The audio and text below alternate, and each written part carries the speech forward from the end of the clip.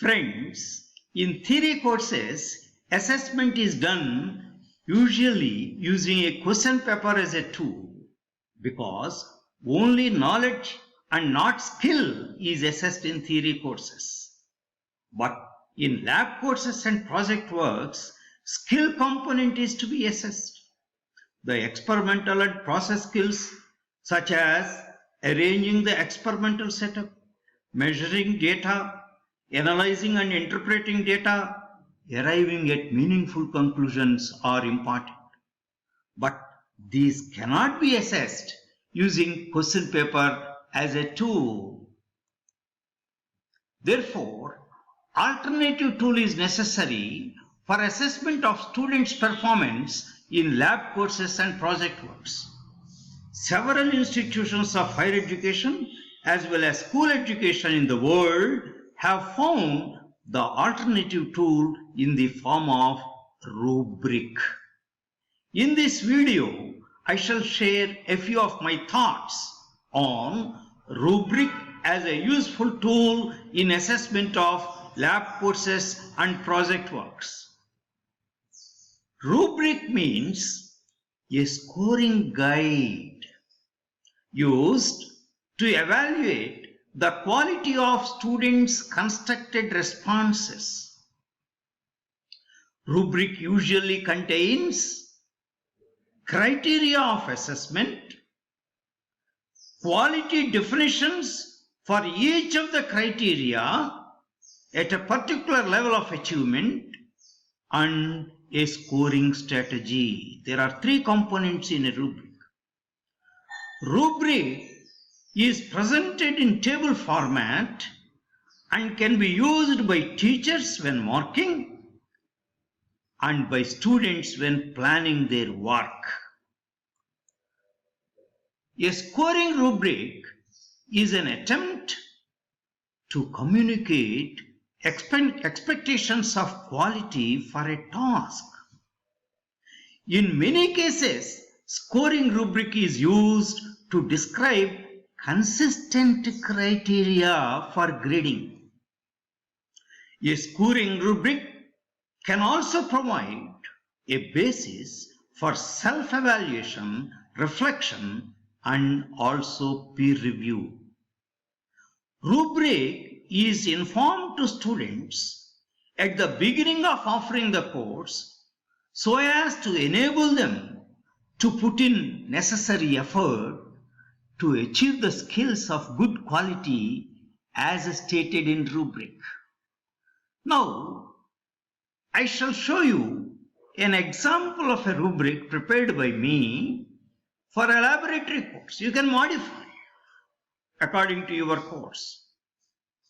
If we see the criteria, I have chosen 6 criteria here. Number 1, experimental setup and procedure. 2, data measurement. 3, data presentation. 4, data analysis and interpretation. 5, conclusions. 6, summary. These are the criteria. Then, under each criteria, I have shown score in the range of 4 to 1. The highest is 4, the lowest is 1.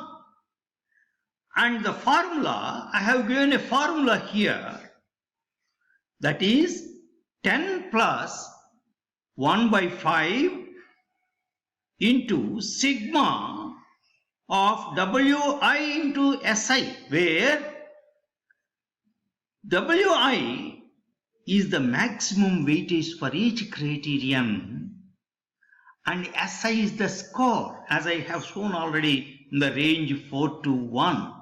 Now in the next slide, I shall show you the quality statements under each criteria. This is the criterion. As I have said, 5 criteria are here. And then here I have shown under each score 4, 3, 2, 1, what are the quality statements? At what kind of quality the student has achieved under each criteria. For example, experimental setup and procedure. If the student has clearly and accurately described, then he gets a score of 4 out of 4.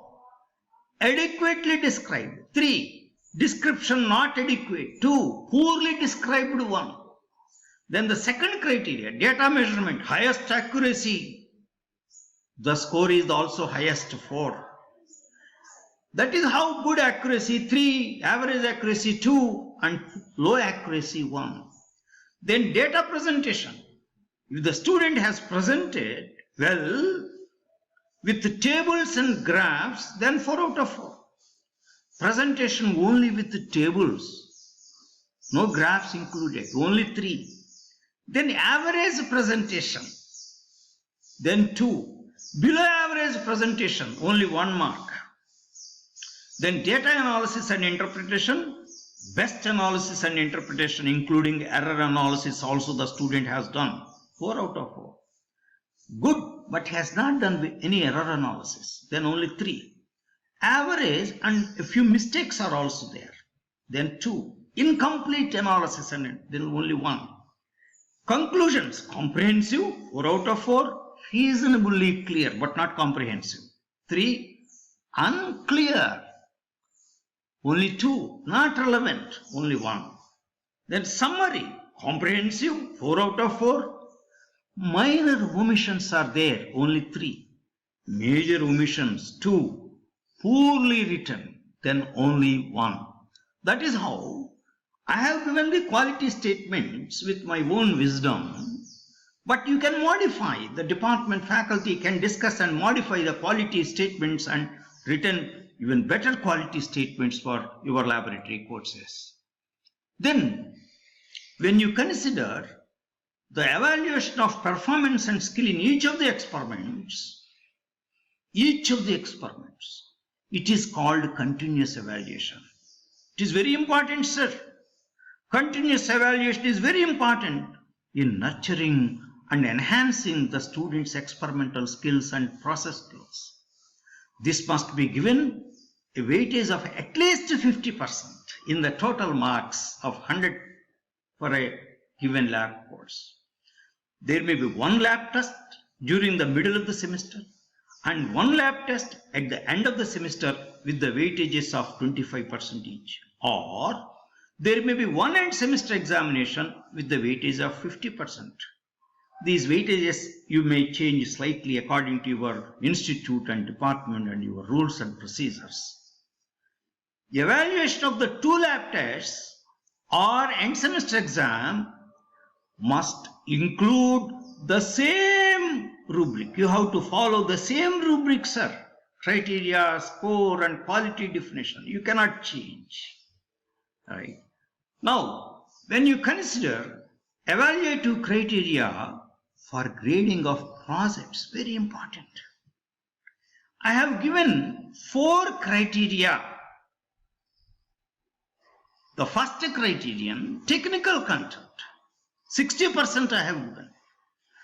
Then organization of project report, I have given 10%, written presentation 10%, oral presentation and viva OC 20%. Under each criterion, I have included sub-criteria also. For example, under technical content, topic mastery, then second one, required variable deliverables included. Third one, comprehension of analysis and interpretation of data. Then appropriate level of detail and thoroughness of documentation.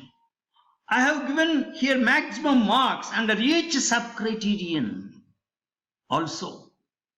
Then I have given grading of marks out of 20. For example, if topic mastery and technical correctness are excellent, outstanding, then the student gets 19 out of 20.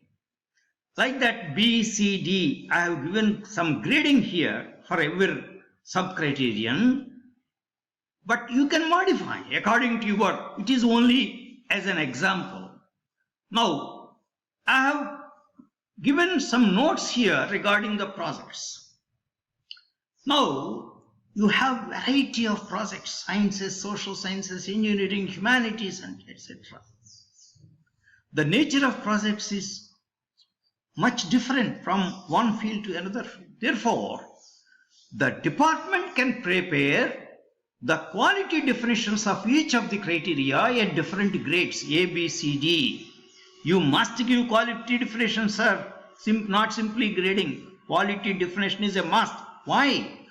By looking at the quality definition, students can train themselves, can put in more and more effort to achieve that quality definition, as mentioned in the rubrics.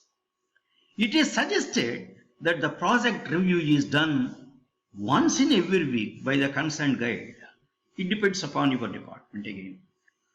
2 mid-course assessments with appropriate weightages may be done before the final evaluation. Sir, rubric may be prepared for the mid-course assessment separately by the department. The rubric I have mentioned in the table, that is for the final evaluation. But as I mentioned, there are mid-course assessments. The department can prepare separately the rubric, but the table can give you some guideline. But it should be separate. The weightage for the first mid-course assessment may be 20% and second mid-course assessment may be 30%. The weightage for the end semester exam assessment may be 50%. These weightages you can change. Now let us consider the case of group projects. Very important, because most of the colleges and universities in India, especially in undergraduate education, they allot only group projects. It is suggested that a group may consist of not more than 3 students. Then, at the beginning of undertaking the project itself, each student may be assigned a specific task of the project, a specific task for each student, in such a way that the outcomes of the tasks of the 3 students put together at the end of the semester becomes the final outcome of the project. The contribution of each of the students must be evaluated during the 2 mid-course assessments using the corresponding rubric. I said separate rubric must be prepared for weightage of 50%. And while assessing the final outcome of the group project also at the end of the semester, each student must be assessed separately for the oral presentation and VOC examination for the weightage of 20% as mentioned in the rubric. Why all this is necessary? Only then each student will put in his or her best effort to contribute to the project. Only then his graduate attributes will be improved. Otherwise, what will happen? In most of the cases, one student will be actively doing and the 2 others may be passive observers, right? But it is important that every student must be actively participating in executing the rubrics, projects. Now, conclusion. Today, there is no choice, sir.